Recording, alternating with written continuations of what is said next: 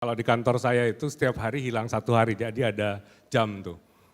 Jam yang menunjukkan bahwa berapa hari lagi hingga 17 Agustus 2024, karena memang 17 Agustus 2024 itu adalah first milestone istilahnya. Jadi milestone pertama. Tapi juga mohon Ibu Bapak sekalian yang hadir di sini tidak mengecilkan bahwa kita semuanya harus di 2024, bukan itu.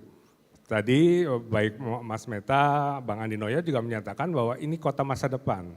This is the city for tomorrow, gitu ya. Kita bangun hingga 2045. Makanya jangan heran kalau di 2045 itu nanti ada taksi terbang di Nusantara, karena memang kita sedang proof of concept sekarang. Kami bekerja sama dengan Hyundai Motor Corporation, ya itu melakukan istilahnya proof of concept, itu tes ya. Tes supaya semuanya sesuai dengan regulasi dan juga safety, salah satunya itu. Tapi bayangan kita adalah bahwa ini adalah kesempatan oleh orang Indonesia untuk mewujudkan satu kota yang tidak hanya menjadi referensi di Indonesia, tapi juga dunia. Makanya tagline-nya adalah a world class city for all. Gitu ya. Dan di 2045 ini nanti insya Allah yang saya juga suka ya sebagai kepala otorita adalah kita mencoba mengaplikasikan semua konsep terbaru di dunia, bukan hanya di Indonesia. Misalnya Spawn City, kota seperti busa. Jadi kita itu nanti akan banyak sekali danau, embung, riparian, tempat parkir air yang kita harapkan bisa menampung air ya pada saat hujan dan kemudian nanti pada saat kita membutuhkan itu kita bisa rilis. Ini konsep Spawn City salah satu ya.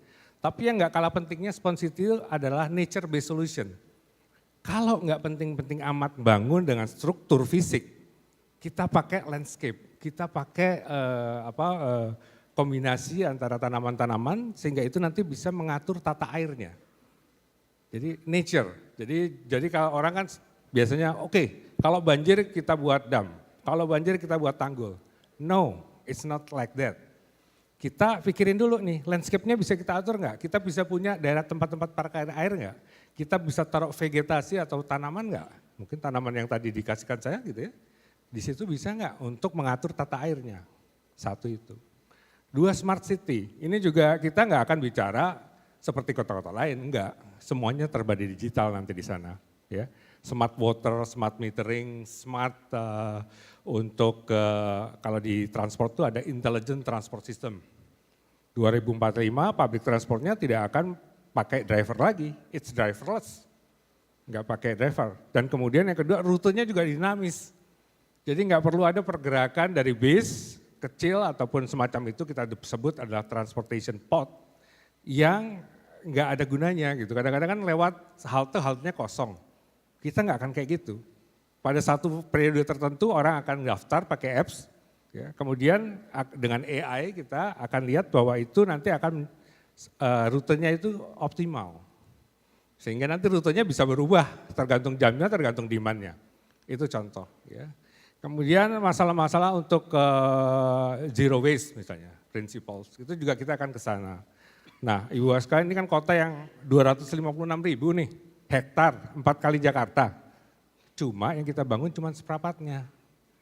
65% dari 256.000 ini nanti akan menjadi tropical forest. Kita jayakan lagi hutan-hutan Indonesia, Borneo Forest Mas Yura.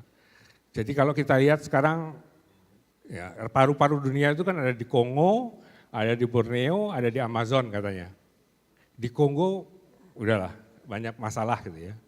Kemudian di Amazon itu juga belum terjadi kesepakatan antara negara-negara di Amerika Latin untuk mengelola hutan. Nah kita ada nih sekarang yang namanya IKN Nusantara cuma 256.000 hektar, tapi akan bisa menjadi model.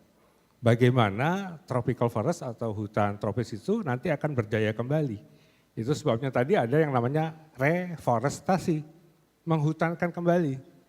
Ya, jadi Ibu Bapak sekalian saya mengundang kalau ada kesempatan tengok-tengoklah kita gitu ya, yang katanya di tengah hutan. Sebetulnya sih hutannya bukan hutan jungle, bukan, itu production forest gitu.